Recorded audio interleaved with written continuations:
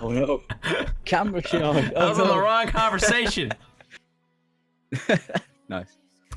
Gotta change current topic because we're still in the closing thoughts. Damn. How you doing, man? Thanks so much for being here. It's awesome. You're finally someone that makes me feel not as old. Because you're slightly ahead of me in that game. By a little bit, yeah. I've been here way too long. I think that's how I describe it. Just too long. Way too. I like the inflection. When did you actually start? Was it 2007 or like beginning of 2008? Actually, it's not quite as early as that. I started in June 2008. It was, so it's like I'm coming on 9 years this month at some point, or next month. I think it's June or July. So yeah, 9 years near enough. All right, so you're 5 months ahead of me, or 6 months ahead of me in terms of how long. I started in 2008 December. I'm pretty sure. So that's fucking insane. We're both ancients. What it is. We are. Hell yeah. Tell us a little bit, because 9 years is a lot to cover. Just some of the milestones that you went through, and some of the stuff that you've been busy with over the years, just for some context.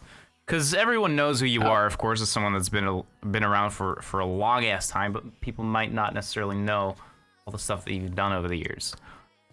All right then. So, like, of course, I've been around for a long time. Basically, as a player, mostly, within about a year when I started in 2009, I was the #1 score player for a few stints between 2009 and 2011. I think I was like a couple #1 separate times. Was it well, like a battle, or? Yeah, like, because it was quite competitive then, but like because all I did was go to school and play OS. Yeah. Mostly, it's like if I lost my rank 1, I tend to just go back and farm back. So it was always fighting between us in the top ranks. But yeah, a few stints. I think I was #1 for 6 months in one stint. That's like my longest. That's awesome. Stint. Pretty cool. For some context, because how did the scoring work back then? A lot of people might not know that. Oh yeah, I mean, it's PP didn't exist back then. It was all based off of score ranking. So like, your rank was the subtotal of your ranked score. So literally, the only way to get #1 was to play every single ranked map and FC it. Doesn't matter if it was low accuracy, because score's minimal when you got low ac. It's just FC everything, and that's what I did. So insane. People complain about farming now. Yeah, I know. People think they have it bad, and I'm like, yo, you are not around, man. Even for PPV1, which I don't know how long that is ago at this point, maybe like 5 years. Even that was way better than scoring. That was something else. It really was. People say, oh, PPV2, farm. No, it's a lot better than what it used to be. I promise you. It really is. Which obviously is an excuse to stop improvement in the scoring department, but still, it's the best it's ever been. So, you know. Yeah. And you've done. I know you have made a lot of maps back in the day. Is that something that you kind of carried over into modern day at all, or? I still map from time to time, not nearly as much as I used to, because back then, like 2010 time, I was part of the BAT, the modding team, for a few years. Oh, right. I did map a lot and mod a lot. When I went to uni, though, I dropped it because I was busy. So yeah. Since then, I haven't really mapped a lot. I map like maybe a minute of a song every now and again, but I never finished. To me, your old difficulty maps are like the equivalent of feeling inadequate to me. Like when I see an old map that has your difficulty, I'm like, oh well, that made me feel real bad back in the day, because it was like this low AR but pretty hard to read stuff, which is the opposite of what I was always able to do. Yeah, and HP 8 as well. So if you missed a note, you had to like get 100 combo plus to regen any of your health. It was pretty bad. Yeah, pretty brutal. I got a lot of shit for that. It's okay. So a couple things that are unique about you, which I think that are going to be very interesting to talk about, is, well, first of all, you're an old school player.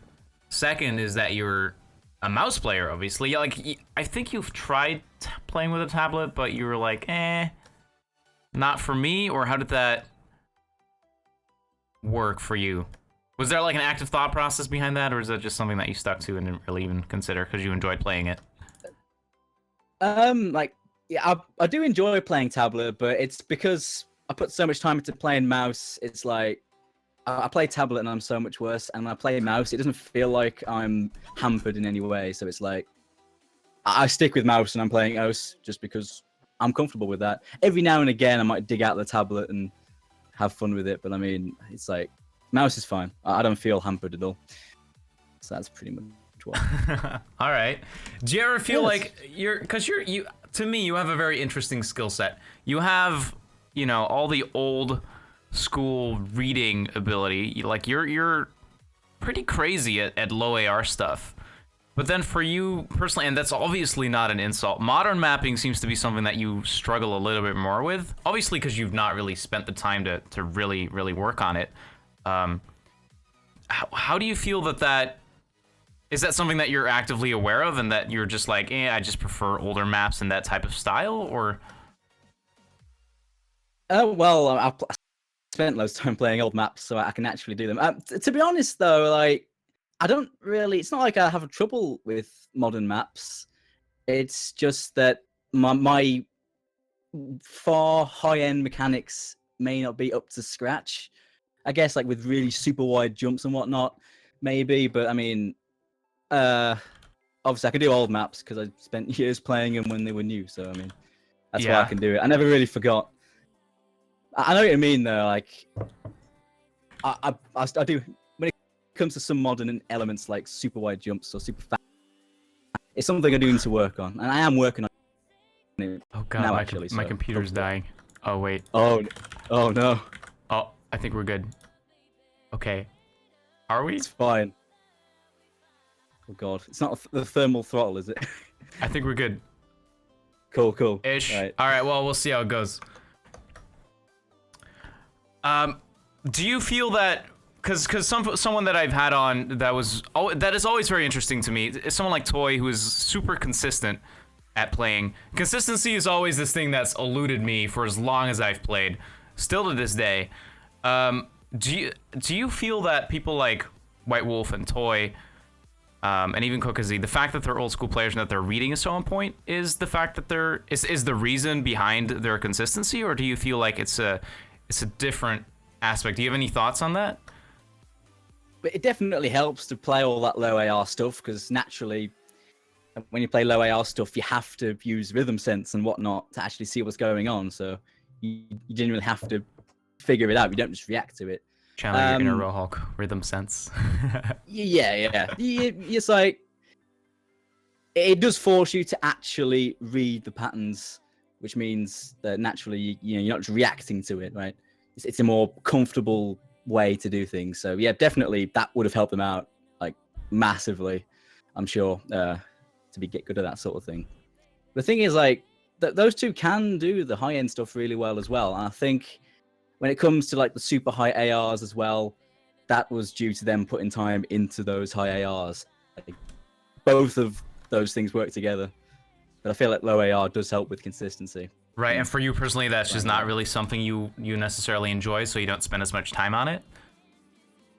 Yeah, well, I'd say that. I think the reason why is because I'm just not as good at it. If I was better at it, I'd enjoy it more. That's one of the reasons why I've been playing it. Like, because recently when I've been playing a lot of high AR, double time, and stuff like that, and high-end, high AR maps to remedy that. And the more I'm playing it, I'm definitely getting into it more. But I think the reason why I haven't really been top tier or as good as other players around me are at that sort of thing is because I just never put the time into it. So do you feel like it, like spending that time in it does like deteriorate your reading at all, or is that something that's just so ingrained that you don't really feel like that's like you are still able to snap everything and all that good stuff? Yeah, it's at the point where I don't really forget how to read low AR. It's just ingrained. That's awesome. I mean, I do get a bit rusty because like the way I focus on stuff. If I play a lot of high AR stuff and then go back, there's an element of having to get used to it. But I'm never completely out of it from not playing it for a while, which I'm thankful for at least. Yeah, no, I'm super jealous of that. That sounds really cool because for a lot of modern players, they say, oh, I go back to low AR for like a week to try and get better at it, and then I'll get a little bit better, but I'll lose my high AR reading, and then they go back to high AR reading, and it's like completely demolishes their low AR reading again, which, you know, on the span of a week makes perfect sense. But still, that's something that everyone's after, right? Just being able to switch from like AR 10.5 to like 7 on the drop of a hat. Yeah.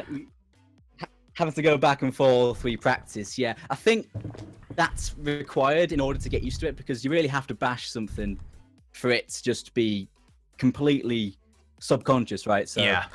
After a while, if people kept doing that, they practiced the high AR, then went back, practiced the low AR, back and forth it a bit, eventually it would sink in. I think that's what's happened to me, because however long I've been playing, it's just eventually, it's like riding a bike, you don't really forget. Yeah, no, it's even for me on these past 1.5 weeks, because I don't know if you've been following it at all, but I've been really, especially the last week. First week, I kind of started out segmenting everything from accuracy to aim to reading, blah, blah, blah. And then after that first week, I was like, no, my reading is really where it's at. That's where I feel the improvement if I work on that. So I've been working really hard on my lower AR reading. And already I'm starting to notice being able to go from like AR 10.5 to object dense like 8.5, and it feels so good. I can't express how amazing it feels to be able to do those patterns on low AR. Like, I'm sure you're used to it, but even looking at stuff like that, it's like, wow, that's just amazing to properly go through.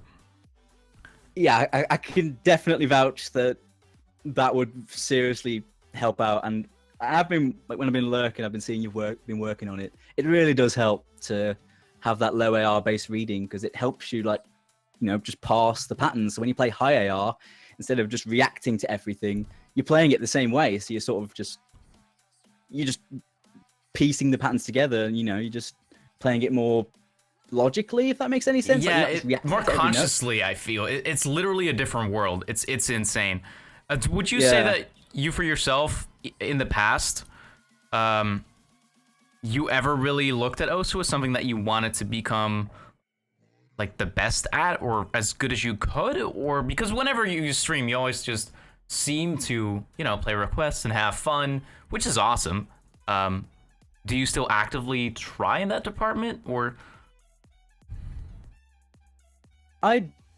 Well, I mean, to be honest, for the majority of my playing time on OS, I was a filthy casual. I didn't actively, that's the best term for it. Like, I never actively played something for the sake of improving at it. I literally just played whatever I wanted to play.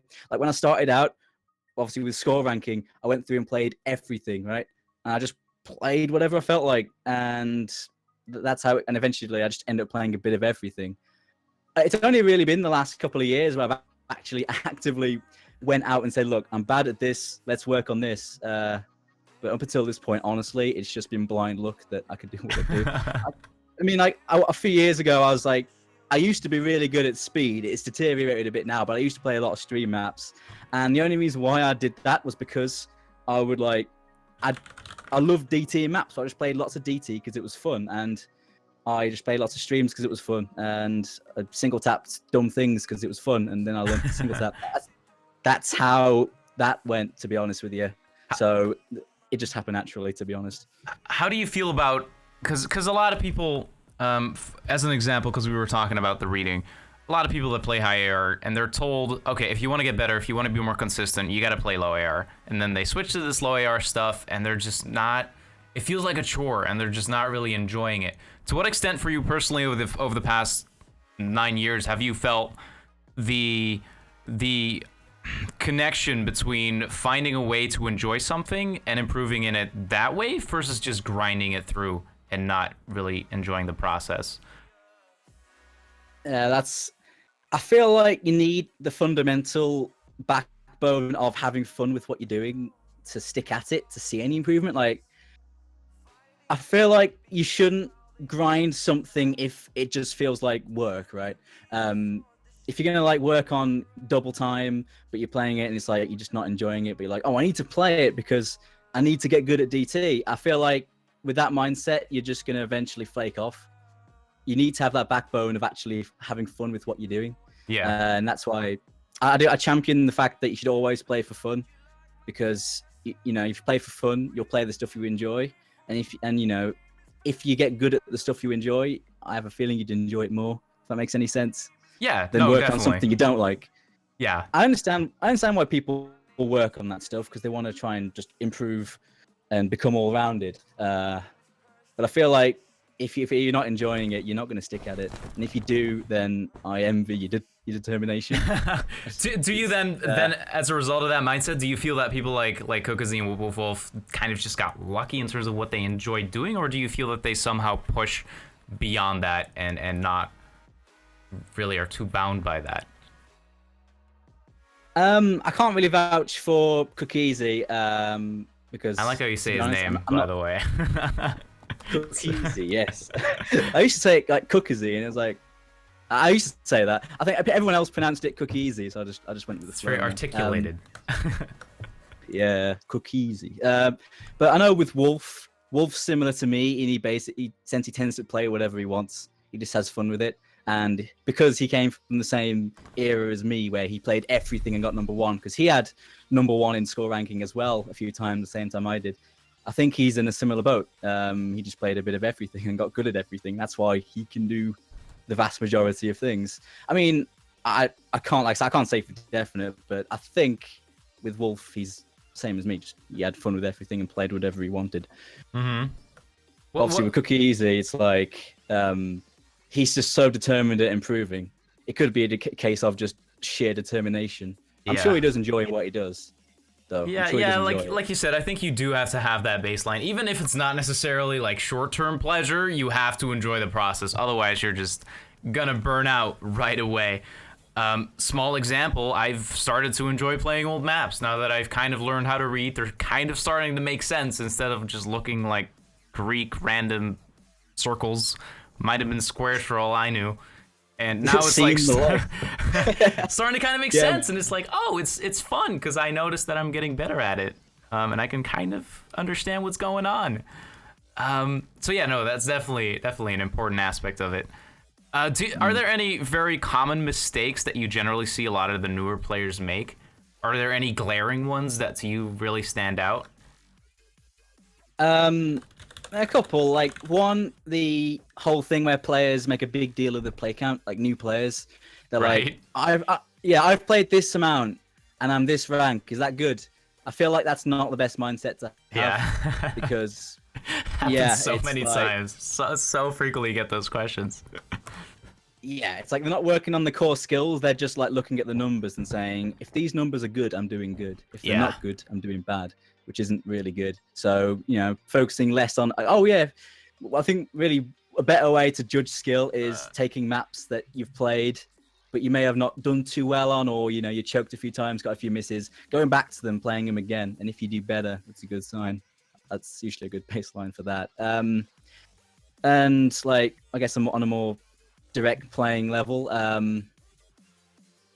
mistake I see a lot of people playing is trying to think how to word it. I think it's mainly that they're just reacting. They're not reading, really, because it's basically what you just said. Actually, I don't know why it took me so long to word that. Basically, that's what we're just saying. Really, people they're just reacting, like the kind of people that just play high AR but nothing else. Like they're just reacting, not really. It's like, I dare to say they whack-a-mole it, like they don't use rhythm sense. No, I know exactly what we mean. Yeah, I completely agree. How I phrased it the other day was that people kind of see the high ARs as an end goal rather than kind of an addition to playing, as it should be, I feel. Yeah, where they feel accomplished if they can pass something 10.5, which then again is the whack-a-mole, like you said. Yeah, it's just like without like having to play via the rhythm, you lose a lot of feel, especially when you get to the really rhythmically complex maps. And in like modern mapping now, it's everywhere. Right. It hobbles you when you play like that, because it makes it so much harder. And I feel like it's best to sort of focus less on reacting and more like just logically playing the patterns you see. is a better way to do it. I mean, I'm a hypocrite in that regard because that's literally how I've played for 8 years without even realizing it. It was this deep-seated just how I approached the game. And only now that I've actually stepped back have I really seen, it's like opened my eyes in terms of how different it is when you properly read stuff. Like it's interesting to me for someone like you who has had that kind of reading for the entirety basically of playing. I wonder if you can like imagine what it's like to not have that, right? It's like when I talk to Toy, there's like this interesting disconnect, right? Because his perception of how playing works is very different from mine. And probably you have a similar one in that. It's very interesting to me. Because then it's hard to understand like the other side of the spectrum. I can't imagine how you play without it. I mean, it's just, I don't know. Very inconsistently. Yeah. So I'm gonna be honest, like, I know, like, if only up until like very recently you've started playing in like this, some of the stuff you've done, it's like I can't imagine playing that stuff and just reacting to it. I can't imagine it at all. So I mean, yeah, it's like, wow. No, it's really cool. It's crazy. It feels like, and I'm just getting started, and that's not at all boasted for me to boast about me personally, just like in general, how easy all the patterns feel in like Hidden Hard Rock. It feels like literal easy mode in terms of how simple everything is in comparison to playing AR8 stuff. Like, holy hell, if your mechanical skills are on point for this is easy. I can't even imagine how someone like Cookazy feels playing this. It's to be just like a, you know, walk in the park, yeah. The Ascended, right? Yeah. You've seen a lot of people. One of those things, man. You've seen a lot of players over the years rise to the top and kind of stop playing or just kind of deteriorate. What are some common threads that you feel that those players would have in common? Hey, what was that again? Sorry. So, well, you've seen a lot of players over the years, from Marucci to Dragon Human to Wolf to even yourself to Cookazy, rise through the ranks over the years. What are some common threads that you feel you see back in each of those players? Right. I like to think the common thread is that, you know, that they fundamentally have a really strong passion for playing this game and hone themselves in it. But yeah, when it comes to players like Rucci and Wolf and Cookazy, I'm sure, yeah, it's. I think for one, it's the sense of if they make a mistake, it's not the end of the world. They just try again. It's that sense of, oh, it's okay. I'll try it again. I'll do better next time. And over time, consistently, that helps chip away at what their weaknesses are, whether it's intentionally practicing something or they're just playing and they play a map, they struggle on it, they come back, they do a bit better. Over time, like they have a good mindset that isn't just going to tilt them off the face of the earth every time they miss. And that helps them gradually improve to be how they are. I think that's a pretty strong asset they are. I know occasionally you get frustrated, everyone does, but you know, it's like generally they're consistently just, right, I'll come back to it later. What was the Sayonara quote? Like, if you make a mistake, do a frustration? I don't remember what it was in the motivational speech thing. Oh god, yeah. But that was class. I don't remember the quotes though. That one though, yeah. It's true though, isn't it? You do a frustration and then you move on. I love the Asian English, not in a derogatory way. It's just so funny in a entertaining way. I love it. It's charming, yeah. Yeah, charming. That's the word I was looking for. Oh.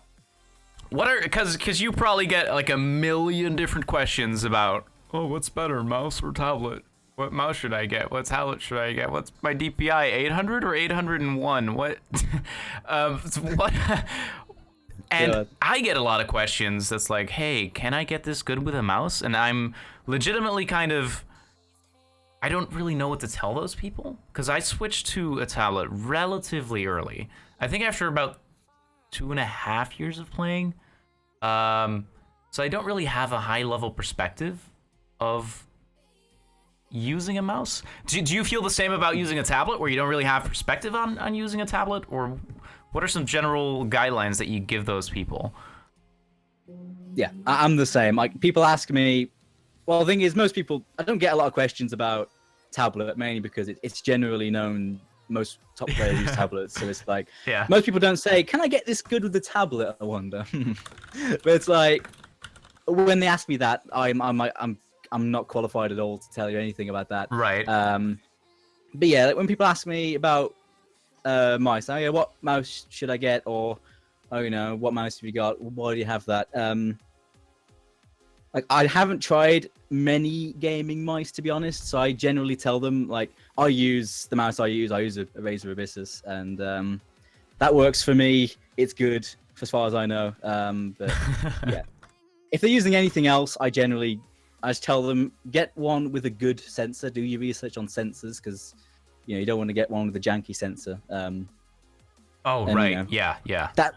That's the kicker, really. If it has a good sensor, and it's the weight you kind of like to use, then that's Like the pretty polling much rate? what I tell them. Or like an actual quality.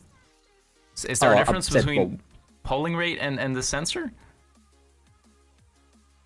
Well, I think so. I'm not sure though, but I use 500 hertz polling rate on mine. It does go up to 1,000 this, but it's a bit unstable. Oh, interesting. I mean, yeah, I think I don't know what it is. I don't know if it's something to do with drivers or something, but I've used 1,000 hertz and 500 hertz. I don't feel the difference, so I'm not bothered. Yeah. But I mean, it's the same, like 120 versus 144 hertz. Like, it looks the same, man. Don't even think about it.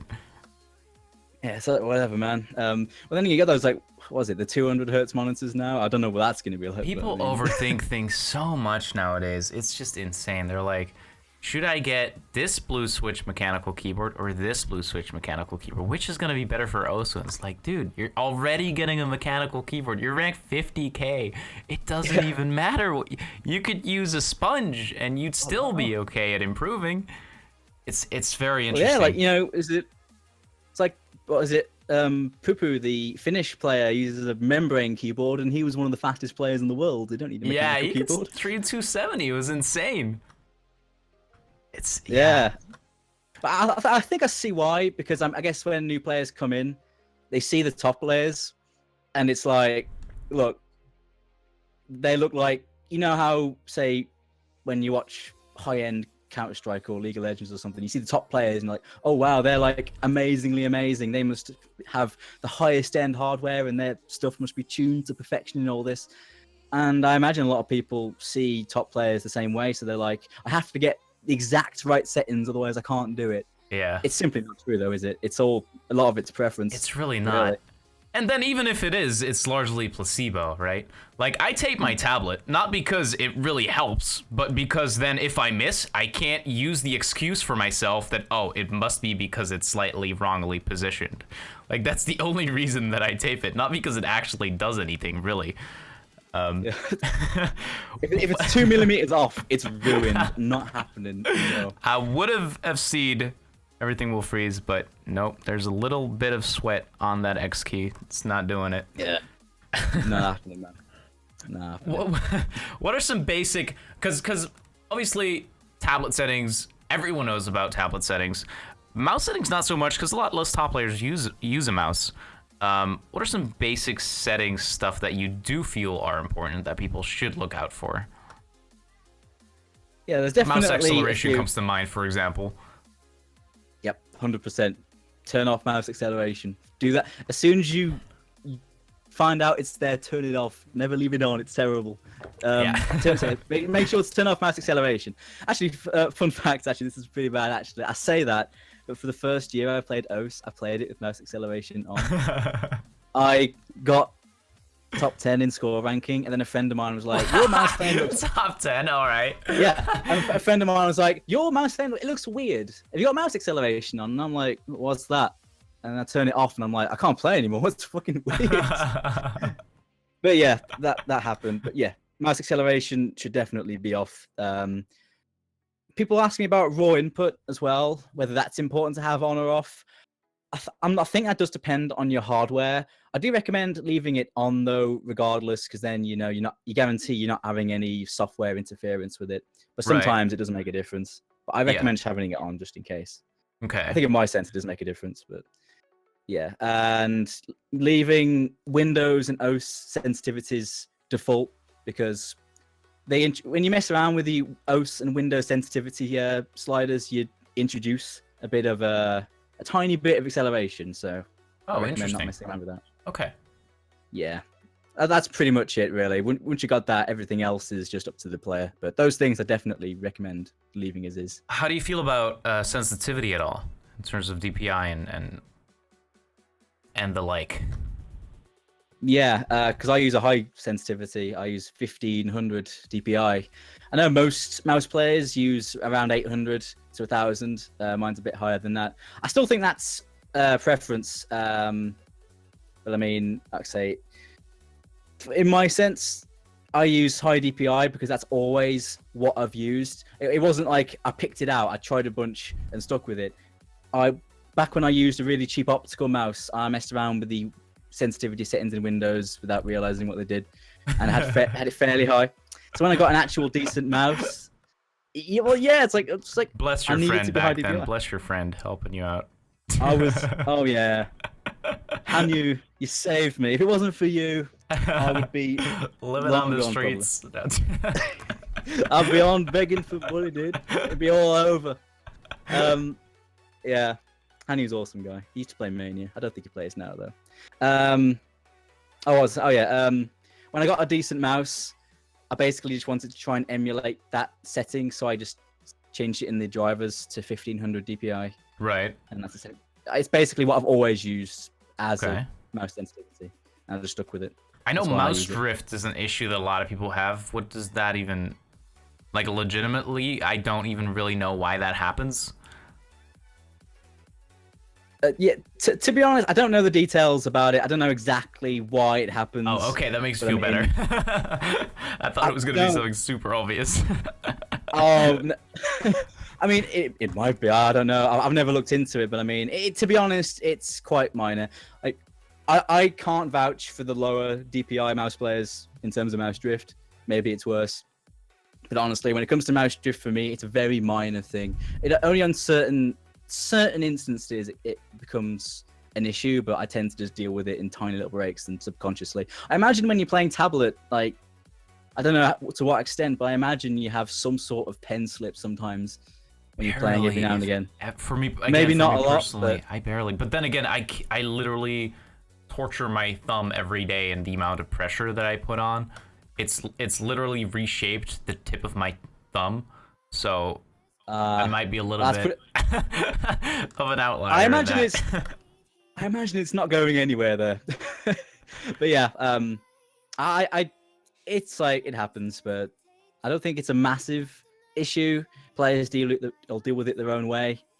It's also more of like a placebo thing where you might, overestimate the impact. Yeah, like, it could just be something like that. Like, it's not a massive thing, I think, but it does exist. Players deal with it their own way.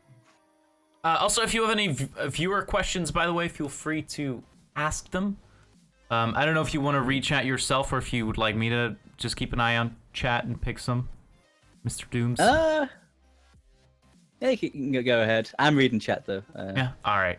You can go ahead though. Yeah. Another question that I also asked Azer, I think I forgot to ask Toy and Rohawk. Are there any skills that you feel, OS-related skills that you feel are the most bang for your buck, relative to the general skill set that exists nowadays? Like, what do you feel is undervalued in what people focus on?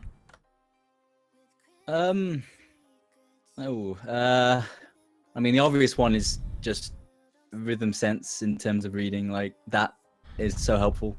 But like, underrated things that people don't do, like, I mean, there's a point I want to make. I think is that I did watch this when I saw another interview, but people mentioned going too fast is a common thing, and I feel like just slowing down your play really does help. Yeah, and I can vouch for that. Even like I said, in the past 1.5 weeks, it's insane. If you slow down your play, everything becomes so much easier. It makes sense. It starts making sense. Yeah, you don't rush. Just play calmly and logically. Yeah.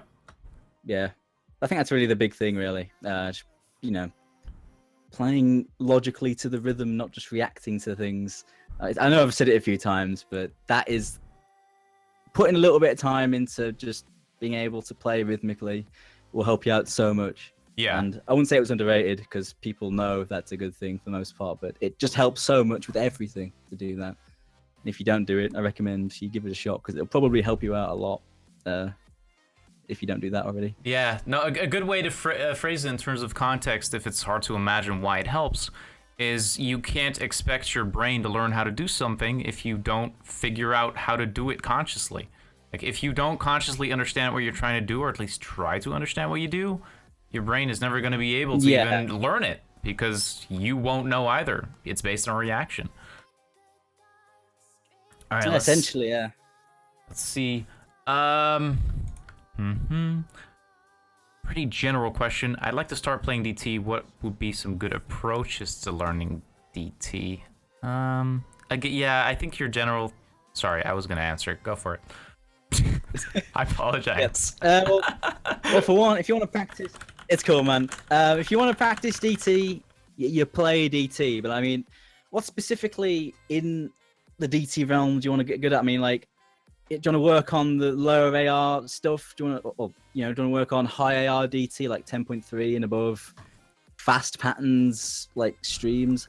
Like, I mean, I guess in general, playing DT will help you out with DT. Like, I maintain if you want to practice something, just play that thing. You'll improve at it. But like, it's ideal to try and pinpoint the kind of things to do with DT you're weak at, and just try and play maps that like challenge you in that area, and just play a bunch of those, and you'll find you get a little bit more comfortable if you stick at it for a bit. Oh, an interesting one. Do you think mapping knowledge helps with gameplay at all? Mapping knowledge helps with gameplay? No, I don't think it helps literally with playing, because naturally, when you're mapping, you're not helping at, you're not using your mapping knowledge to play the map.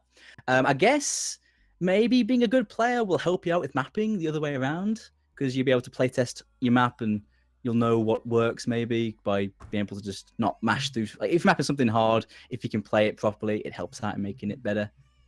But that's another thing. I don't think it helps the other way around. If you're good at mapping. Interesting. Because my only justification as to why it would help is that you kind of have context for what the options are that a map can throw at you. Whereas if you don't know anything about mapping, you don't really have that. Maybe in some instances, yeah. Like, especially when you're dealing with really weird patterns and the map had like a very specific way that they wanted you to deal with it. Like, I'm thinking like in 2B maps that have so many overlaps, like, oh yeah, it might look like spaghetti, but like they have a very specific way, you know. Yeah, maybe there, but I don't think mapping like directly helps you with your playing. Okay. Really. Osbel asks, what are some of your favorite players and why? Favorite players and why? I do really respect Wolf because he can do everything. Like, he can do all the old stuff. He can do hidden hardlock really well. He's got good DT ability, even if maybe he's a little bit on the slower side. He can do all the stuff that's outside of like super speedy, streamy stuff. He's just so all rounded and super duper consistent in tournaments. So I tend to like look up to him as a rival, mainly because he was playing back when I started. Yeah. So I see him as a sort of rival. But like, the fact that he's skilled at near enough everything is like, I do really rate him as a player. Rucci as well. Rucci was the same, good at everything, and even flashlight with near and yeah. Oh man. Yeah, it's those the versatile players, man. Yeah, it's crazy, isn't it? I couldn't believe that when I first saw it, dude. Good God. Yeah, and like, after watching Toy play a lot of tournaments, I really big up his consistency as well. Like, it just seems like he never misses. And playing multi with him when he's on form is absolutely terrifying. Yeah. In terms of how good he is. It really is. Yeah, it's just that sort of thing, man.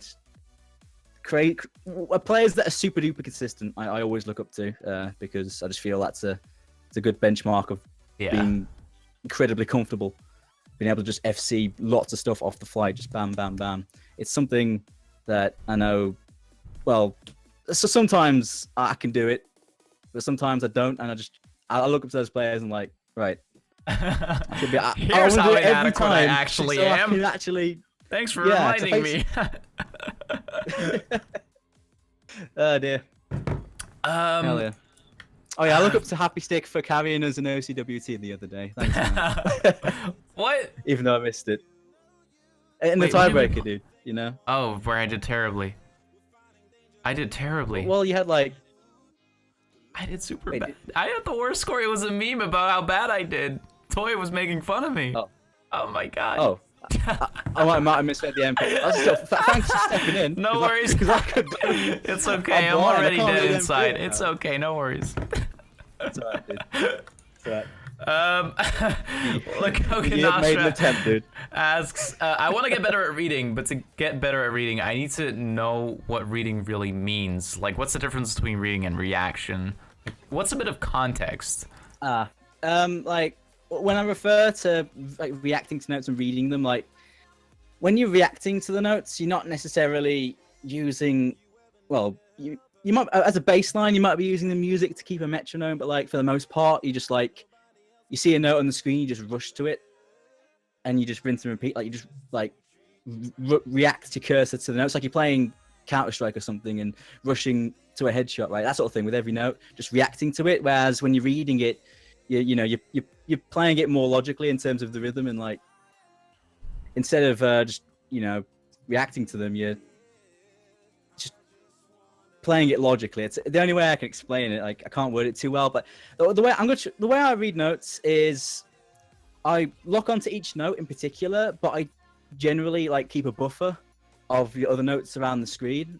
And as I'm playing, I'm constantly jumping to each note, but keeping a buffer of the next note.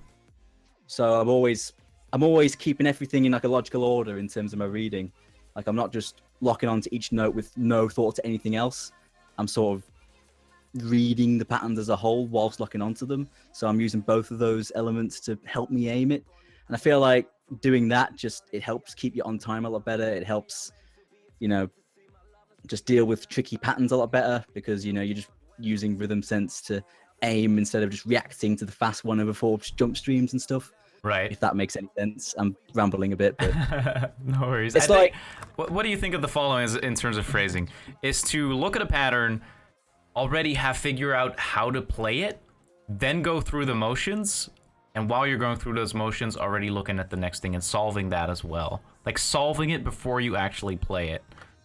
Essentially, yeah. Like, when you see it, you know what kind of movements you need to do, and you perform it afterwards. You're not just like reacting to each note without knowing how it's going. Like, you're dealing with like a back and forth section, like lots, like those streams that just go back and forth, right? You have to aim them. When you're hitting them, terrible. Oh my god. They are really hard. I'm working on my alternation. It's not quite there, but like, you reach that point and oh, it's like going to be a 1/4 stream that goes up and down. So when you hit it, you're basically you're making the motions rhythmically, because you know what's coming up. You're not just reacting. Feels good when you get that, when you nail it. Oh man. Yeah, that's uncommon, but when it happens, it's like you just feel good about yourself. Essentially, yeah. Solving the pattern before you reach it, I guess, is a good way to put it. Like, you essentially just know how to play that pattern before you get to it, and then you just aim it. And it also feels really nice, because once you've solved it before you actually play it, you'll find that you can do it very consistently. Like, unless your brain just super derps up, you will be able to hit it once you've solved it, which feels really nice, which when you're just reacting is not something that's going to happen. Yeah. It's just, it really helps out with consistency, because you can just, once you do it one time, it almost feels like you can do it every time, really. And I guess that thing is if there's like one particular nasty pattern you can't do, if you finally crack it, you can take that knowledge from playing that certain pattern and you can apply it to other patterns. When you see similar patterns in other maps, you'll be able to have a good crack at it from the get-go, which helps you out. Yeah, on a personal anecdote, like, I never understood why people like Cooksy and Toy would tell me to just practice a pattern that I had a hard time with, because practicing a pattern didn't make sense for my playstyle, because it was reactionary, right? like learning a pattern doesn't make sense in that regard. But now that I'm starting to kind of get an understanding, it's like, oh, I get it. If I understand the pattern, it means I can solve it every time, means I can play it every time. Oh, there we go. There you go. Everything makes sense. Yep, that's how it goes. I mean, I do feel when it comes to improving, not retrying something so much does help you out in terms of consistency. But when you're dealing with a pattern that you just can't do, bashing it a few times, or like, you know, I say playing it a bunch of times, helps you out because it helps you chip away at what you're struggling with, and eventually you'll be able to do it. And when you can do it after that session, like I say, you can apply it to similar patterns you have trouble with that are similar to that, and it helps you out in that element. You know, sometimes particular patterns just mess you up, and cracking it once really helps you out for every other instance you see of it. Definitely, yeah. You know I feel like a lot of people have the wrong mindset. I can say that confidently because I used to have the wrong mindset, where they look at maps as individual maps instead of realizing that everything that that map has to offer is intrinsically linked to everything else in the game in terms of every other map. Like, patterns are just returning things over and over and over. It's not about seeing this one particular map or seeing this one pattern in this one particular map. It's really just about making as a cohesive mental picture of everything the game can throw at you. Which Whoop of Wolf would be like the ideal example of someone that has that completely down. That's how it is. Like, with it, like someone like Wolf, who's played so many different maps and such varied styles, he can generally have a good crack at almost any pattern you throw at him because of that. He's experienced it before and he's figured it out in the past. It gives him a good basis for those nasty patterns, like, oh yeah, back and forth triangles, they're terrible. Squares, they're terrible. But, you know, it's like, you know, you crack it once if you figure out the secret or figure out the way your brain needs to read those patterns. It makes you so much better at everything else. It's good practice to do that, I think. I wouldn't say grind it so it feels like a nasty grind, but sometimes it's just nice to just have a go at that one pattern a bunch of times until you can do it. It just helps you out sometimes in those instances. I don't feel like it's handy to like constantly grind a basic map loads until your eyes fall out. But like, yeah. if there's ones with really nasty patterns, it does help to, you know, play them repetitively to a point. What do you feel would be better for improving? Would you say going for FCs on maps is better, or just trying to pass harder ones? And if the latter, how do you feel you would determine if a map is in a range that is helpful for you to practice on? Okay. I think practicing, well, I think going for FCs and going for passes both help, but like in different ways. Like going for full combos helps you out in terms of consistency, because, you know, it puts you in the mindset of just being comfortable with keeping combo, being comfortable with base level reading, to just be able to go FC a load of stuff off the cuff. Whereas when you're playing really hard maps and going for passes and whatnot, you're essentially just playing like patterns and pushing your mechanics to the point where you're struggling with it. So that helps out with raw mechanics, not necessarily with consistency, but it helps push your raw mechanics. I think both are good. I think both are worth doing every now and again. Whenever I start a play, I always start out by just going for stuff I can generally FC as a warm-up for the sake of getting my reading together and getting my consistency together. And then I go for the hard passes. Yeah, bump up my mechanics. I definitely agree with that. I think that an important footnote regarding the mechanics aspect of passing harder maps is that you don't want to be playing maps where you just kind of stop being able to read stuff, where you find yourself playing purely reactionary, because then you're just enforcing bad habits. I feel is an important thing to always keep in mind, even though it might feel really good to pass a map where you're just like, oh shit, I could not even keep up. It doesn't really help in the long term. No. Like, you need to be able to at least like fathom it. Like, you know, you need to be able to at least, you can tell what's going on. You can read it fine. It's just maybe the jumps are a bit too wide for you, or it's a bit too fast for you, maybe. But as long as you can fathom it and have a decent crack at it, and you're not just like mashing through and everything, like you're playing like 300 and 400 BPM maps and like mashing through everything, right? That's not going to help you, I don't think. Yeah. But you just have to fathom it to an extent to get anything out of it, in my opinion. Also, Yatsu really wants to know your hair routine. Of course, I use Schwarzkopf. It's good for me. My hair is very soft. And yeah, I recommend that. Not sponsored. It's just very good. He is totally sponsored. All right, last call for any viewer questions, and then we'll get to closing thoughts. If you're playing harder maps, what is the general accuracy you should stay around? I think that very much falls in line with just, if you can read it, generally you'll have that 90-95% at least. You're not going to be able to read something and only get 80%. Do you agree with that?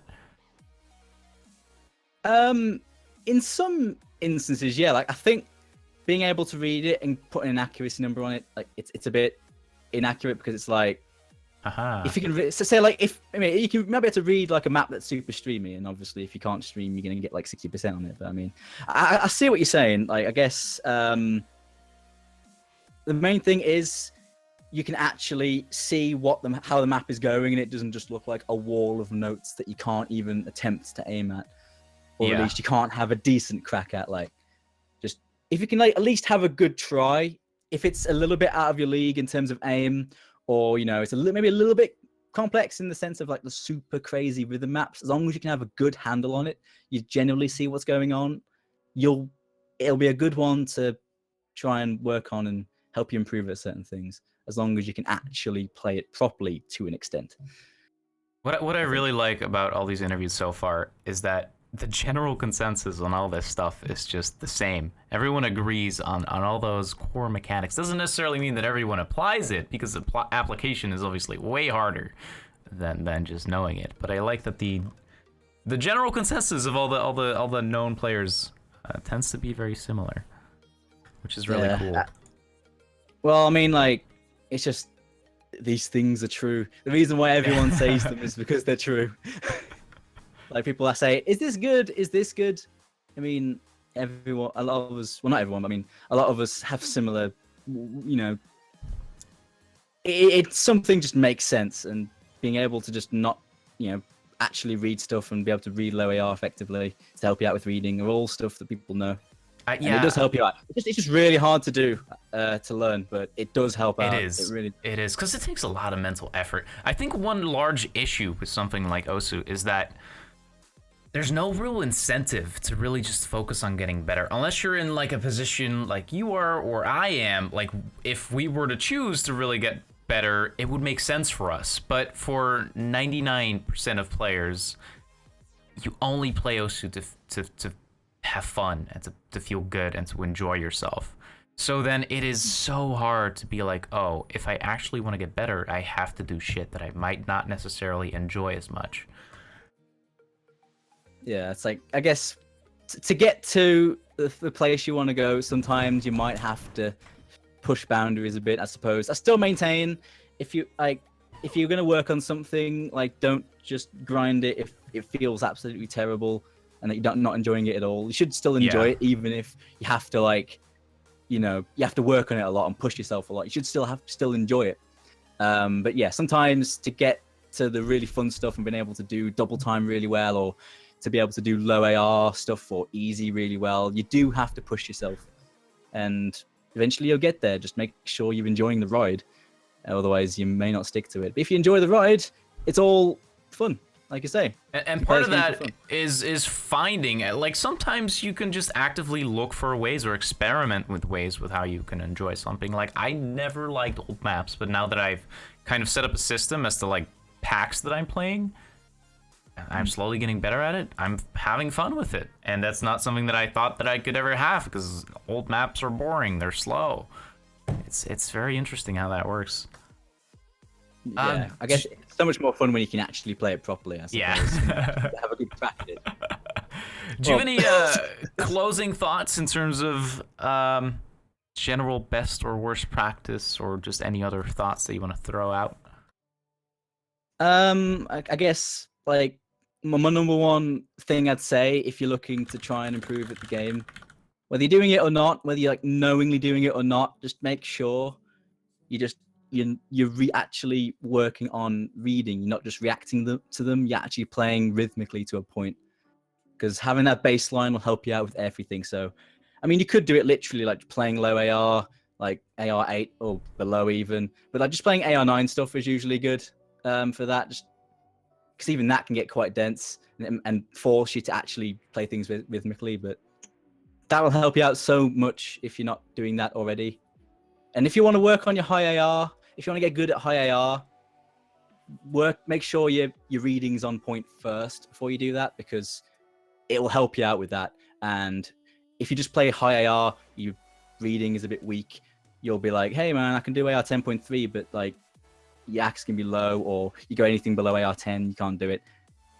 I work on your reading. It will help you out so much if you don't do it already. That's what I'll say.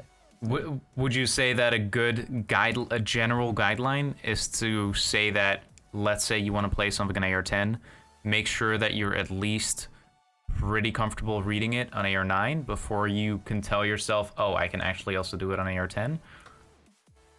I wouldn't say like that extreme. Like I wouldn't be like, anything AR 10 you can do just as well AR 9, because I mean some maps it is pretty nasty. But I'd say to make sure you're comfortable with reading the AR. Like I recommend like just playing a bunch of AR 9 stuff before you work on whatever you want to work on. Just play some AR 9 stuff, maybe even some lower AR stuff if that's your thing, just to get your reading in check. I mean, like even if you can read, play a bunch of that stuff.